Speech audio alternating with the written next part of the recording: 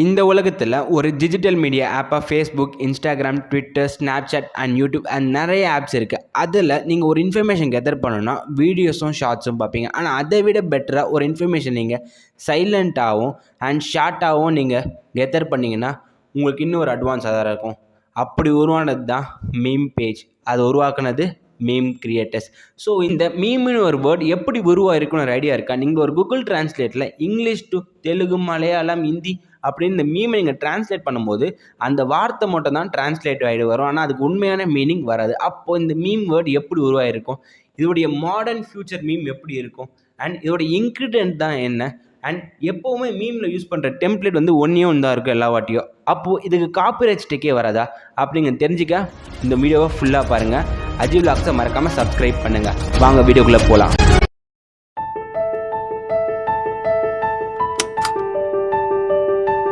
இந்த meme word first எப்போ appeared ஆகுதுன்னா 1940s எக்ஸ்வேர்ட் இன்ஃபோன்னு ஒரு வெப்சைட்டில் நியூயார்க் டைம்ஸ் ஒரு நியூஸ் பேப்பர் மேகசின் மாதிரி ஒரு கிராஸ்வேர்ட், நம்ம நியூஸ் பேப்பரில் எப்படி ஒரு பசில் அது மாதிரி வருதோ ஒரு கிராஸ்வேர்டு ஒரு கேம் வைக்கிறாங்க.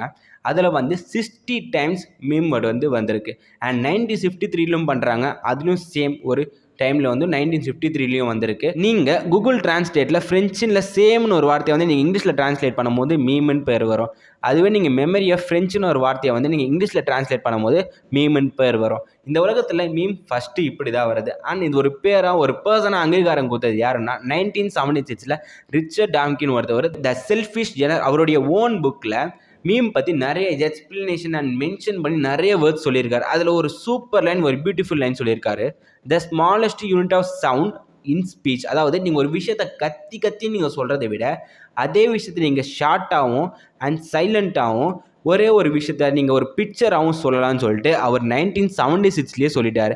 அண்ட் இந்த மீமுக்கு ஒரு ரெப்ளிகேட்டராக அவர் இருந்திருக்காரு. அண்ட் ஒரு ஐடியாவை கன்வே பண்ணுற ஒரு மெசேஞ்சராக அவர் அப்போவே சொல்லிட்டு போயிருக்கார். அண்ட் தென் 1982 ஸ்காட் ஃபேலமன் ஒருத்தவர் அவரோட எமோஜ் மூலமாக, அதோட எமோட்டிகான்ஸ் மூலமாக ஒரு மீமை வந்து இன்டர்நெட்டில் வந்து ஸ்ப்ரெட் பண்ணியிருக்காரு.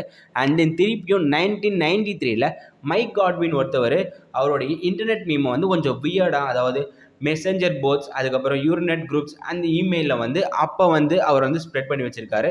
எப்படின்னா ஒரு டேங்க் மீமாவும் இல்லைனா டீப் ஃப்ரைட் மீமாவும் அப்போ வந்து ஒரு சர்லியஸ்டிக் ஒரு மீமாவும் அவர் பண்ணி வச்சுருக்காரு. அண்ட் தென் காலங்கள் நிறைய போயிட்டுருக்கு. அண்ட் தென் 2013 இந்த மீமோடைய ரிலேஷன்ஷிப்பை வந்து இன்னும் பெட்டர் பண்ணுறது யாருன்னா லைமர் ஷிஃப்ட்மேன். அவர் தான் இந்த ஒரு மீம் இன்டர்நெட்டை வந்து இன்னும் ரிலேஷன்ஷிப் வந்து பெட்டராக பண்ணுவது லைமர் ஷிஃப்ட்மேன்.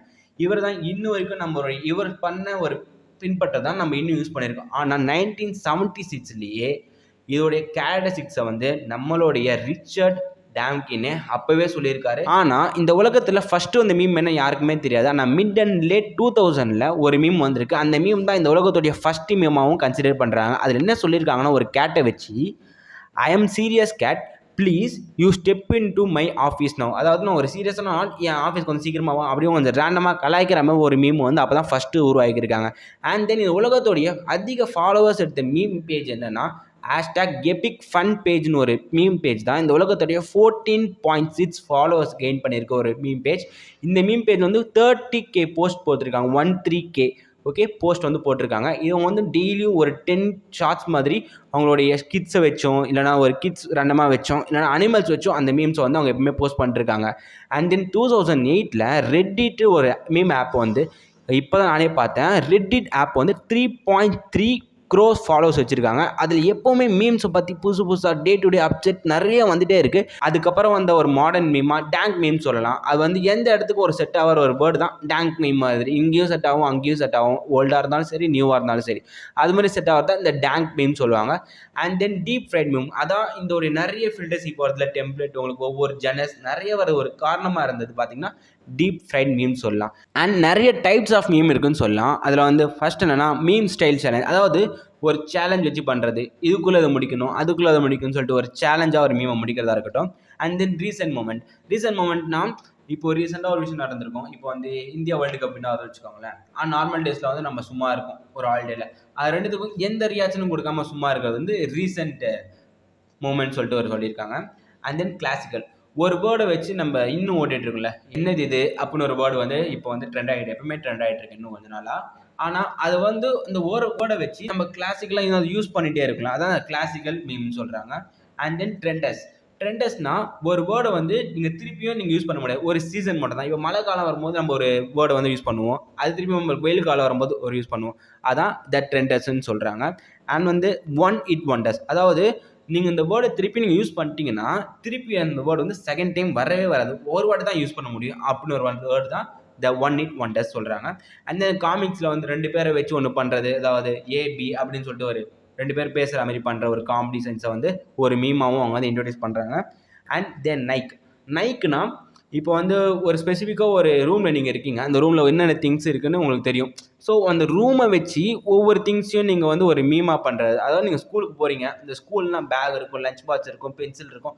ஸோ அந்த ஒரு சினாரியோ வந்து அழகாக பண்ணுறது தான் ஒரு மீமா வச்சு பண்ணுறது தான் த நைக்குன்னு ஒன்று. ஒரு சீரீஸை வந்து நீங்கள் கம்ப்ளீட்டாக முடிக்கிறது, இப்போ வந்து நமக்கு ஒரு சீரிஸ் வருதுன்னா அந்த சீரிஸ் ஸ்டார்டிங்லேருந்து எண்டு வரைக்கும் பார்த்தவங்களுக்கு ஃபஸ்ட்லேருந்து லாஸ்ட்டு மட்டும் எடுத்து போடும்போது ஒரு ஈஸியாக உங்களுக்கு ஒரு அப்சர்வ் ஆகும், ஓ கதை எப்படி தான் சொல்லிட்டு. அண்ட் தென் அதை வச்சு ஒரு மீமாக ஒரு காமெடியாகவும் டெம்ப்ளேட்டாகவும் பண்ணலாம், அதுவும் ஒரு ஐடியாவாக இருக்குன்னு சொல்கிறாங்க த சீரிஸ் ஒன்று. இந்த அப்ஸ்கூரிட்டி என்னென்னா இது வந்து மற்ற மீமை விட கொஞ்சம் திங்கிங் ப்ராசஸும் அதிகமாக இருக்கும், கொஞ்சம் திங்க் பண்ண வைக்கிற ஒரு மீமாவும் இந்த அப்ஸ்கூரிட்டி இருக்குன்னு சொல்கிறாங்க. மற்ற மீம்ஸ் கம்பேரிசனோட ஒரு கொஞ்சம் லாஃப் கம்மியாக ஆனால் திங்கிங் ப்ராசஸ் அதிகமாக இருக்கிற மீம் த அப்ஸ்கூரிட்டின்னு சொல்கிறாங்க.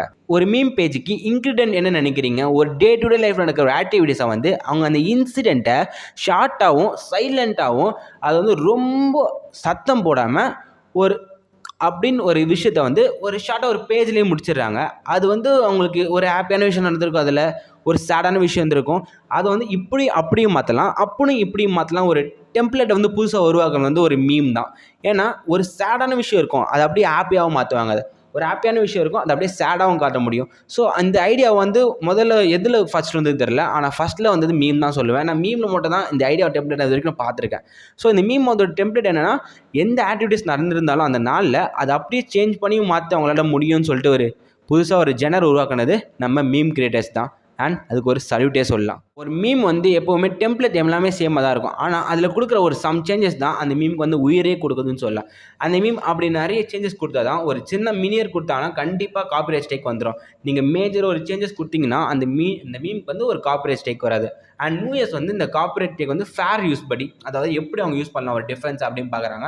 அதுக்கு வந்து 1976 வந்து ஒரு செக்ஷன் ஆட் கொடுத்துருக்காங்க, அந்த செக்ஷன் வந்து 7 சொல்லியிருக்காங்க, அதுக்கு வந்து 4 ஒரு லைன்ஸாகவும் அவங்க சொல்லியிருக்காங்க. இந்த மீமோடைய பர்பஸ் என்ன, அதோடைய கேரக்டர் யூஸ் என்ன பண்ணியிருக்காங்க, அதை சேஞ்ச் பண்ணியிருக்காங்களா இல்லையான்னு சொல்லிட்டு. அண்ட் அந்த மீமோடைய உண்மையான நேச்சர் என்ன, இந்த மீம் வந்து இந்த கான்செப்டாக தான் போட்டது, அது வேறு கான்செப்டுக்காக போடலன்னு சொல்லிட்டு அதோடைய உண்மையான நேச்சர் என்ன. அண்ட் அந்த மீம்லேருந்து அவங்க கிடைக்கிற ஒரு சஸ்டைபிலிட்டி அமௌண்ட் என்ன. ஒரு மீம்னா அதில் வந்து 2 விஷயம் இருக்கும், ஒன்று வந்து அந்த கண்டென்ட்டு, இன்னொன்று அதோடைய டெம்ப்ளேட். அந்த கண்டென்ட்டையும் எவ்வளோ எடுத்திருக்காங்க அண்ட் அந்த டெம்ப்ளேட்டையும் எடுத்தால் பிரச்சனை இல்லை, ஆனால் அந்த கண்டென்ட்டை ஃபுல்லாக எடுத்துகிட்டு டெம்ப்ளேட் எடுத்தாங்கன்னா கண்டிப்பாக காப்பிரைட் ஸ்ட்ரைக் வரும். அந்த கண்டென்ட்டையும் டெம்ப்ளேட்டையும் எவ்வளோ அமௌண்ட்டை வந்து அவங்க போர்ஷன் ஃபுல்லாக எடுத்திருக்காங்கன்னு சொல்லிட்டு பார்க்குறது தேர்ட் ஒன்று. ஃபோர்த் வந்து இந்த மீம் வந்து எவ்வளோ எஃபர்ட்ஸ் ஆகிருக்கு, ஒரு அந்த வேல்யூ ஆஃப் வந்து இந்த கார்ப்பரேட் ஒர்க்கர் பண்ணியிருக்காங்கன்னா அது வந்து எவ்வளோ எஃபர்ட்ஸில் வந்து அது வந்திருக்கு, அது எவ்வளோ அமௌண்ட் ஆஃப் போர்ஷன் வந்து போயிருக்கு. அப்போ கண்டிப்பாக வந்து அதிக ஒரு ஃபாலோவர்ஸ், அதாவது சோனி இதுமாரி நிறைய ஒரு இது இருக்குது, அவங்க வந்து ஒரு மியூசிக் இதில் பண்ணுறாங்க.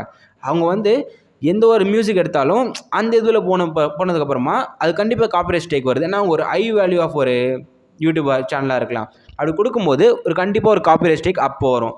ஸோ அதனால் அவங்க எந்த ஒரு வேல்யூ ஆஃப் காப்பிரைட் ஸ்ட்ரைக்கில் அவங்க இருக்காங்கன்னு சொல்லிட்டு பார்க்குறது தான் ஃபோர்த் ஒன்று. ஸோ நான் ஃபண்டிஜிபிள் டோக்கன் ஒன்று, அதாவது இந்த மீம் வந்து சப்ஜெக்ட் வச்சு ஒருத்தவங்களை பண்ணுறோன்னா அந்த சப்ஜெக்ட்லேருந்து அவங்களுக்கு ஒரு மீம் ஷேர் மாதிரி எடுத்துக்கலாம். அதாவது இந்த என்எஃப்டின்னு ஒன்று, நான் ஃபண்டிஜிபிள் டோக்கன். இந்த ஆட்ஸ் அண்ட் ஏலத்தில் விட்டு அந்த மீமோடைய அமௌண்ட்டை வந்து அதுலேருந்து அவங்களுக்கு ஒரு 10% ஷேர் மூலமாக அந்த அமௌண்ட் ஷேர் வந்து அவங்க எடுத்துக்கலாம். அண்ட் ஒரு மீமோட ஃபியூச்சர் எப்படி இருக்கும், ஏன்னா இப்போ இருக்க ஒரு ஃபியூச்சரை விட அட்வான்ஸாக இன்னும் போக போக மீமுக்கு நிறைய ஒரு எதிர்காலம் இருக்குன்னு சொல்லலாம். ஏன்னா 2013 தான் அதோடைய ஸ்டார்டிங் பீரியடாக வந்திருக்கு இன்டர்நெட் மீம்ஸ் சொல்லிட்டு. ஆனால் இப்போ தான் நமக்கு 2017 ஒரு இன்ஸ்டாகிராமில் இருக்கட்டும், அண்ட் தமிழ்நாட்டில் இப்போ தான் ஸ்டார்ட் ஆச்சுன்னு 2020 அதுக்கப்புறமா தான் இன்ஸ்டாகிராம்லேருந்து கொஞ்சம் ரீல்ஸ் மூலமாக ஷார்ட்ஸ் மூலமாக அப்படியே இந்த மீம்ஸ் வரதா இருக்கட்டும், கொஞ்சம் இப்போ தான் அதோடைய லைஃப் ஸ்டைலும் கொஞ்சம் மாறுது. அப்படி இந்த மீம்ஸ்க்கு இப்போ ரெவன்யூ நிறைய வருது, அதை வச்சு கொஞ்சம் மார்க்கெட்டிங் பண்ணுறாங்க, அதை வச்சு கொஞ்சம் பாலிடிக்ஸ் கொஞ்சம் இன்க்ளூட் பண்ணுறாங்க, அதை வச்சு நிறைய ஒரு ஆட்ஸ் வருது. ஸோ இந்த மீமை வச்சு கொஞ்சம் பாதி வேலை ஈஸியாக முடியுதுன்னு நினைக்கிறேன். இப்போ இருக்கிற ஷார்ட்ஸ் ஒரு வீடியோஸில் இம்ப்ரூவ் பண்ணுற விஷயத்த ஒரு மீமை வச்சு ஒரு ஃபியூச்சருக்கு ஜெனர் போயிட்டே இருக்குன்னு நினைக்கிறேன். அண்ட் ஃபியூச்சரில் மீமுக்குன்னு ஒரு அவார்ட் தருவாங்கன்னு நினைக்கிறேன். ஏன்னா இந்த மீமோடைய பேஜராக நீங்கள் இருந்தீங்கன்னா, ஒரு மீம் கிரியேட்டராக நீங்கள் இருந்தீங்கன்னா, இப்போ ஒரு மீமை நீங்கள் உருவாக்கலாம் நீங்கள் ஐடியாவில் இருந்தீங்கன்னா, இந்த மீம் உங்களுக்கு எந்த அளவுக்கு ஹெல்ப்பாக இருக்கும் தெரியல இந்த வீடியோ. ஸோ இந்த வீடியோவை உங்கள் மீம் ஃப்ரெண்ட்ஸ் ஒரு மீம் பேஜ் ஒருத்தவங்க நடத்திட்டு இருக்காங்கன்னா அவங்களுக்கு நீங்கள் ஷேர் பண்ணுங்கள். அண்ட் ஒரு நார்மல் பர்சன் உங்களுக்கும் ஒரு மீம் உருவாக்குற ஒரு திறமை இருக்குது. ஸோ நீங்களும் ஒரு மீம் உருவாக்கி நீங்கள் ஹாப்பியாக மற்றவங்களை வச்சுக்கோங்க, மற்றவங்க ஹாப்பியாக வச்சுப்பாங்க. ஸோ இந்த வீடியோ உங்களுக்கு பிடிச்சிருந்ததுன்னா மறக்காமல் சப்ஸ்கிரைப் பண்ணிக்கோங்க. நெக்ஸ்ட் ஒரு வீடியோ உங்களை சந்திக்கிறேன். I am bye from your Ajith. Bye.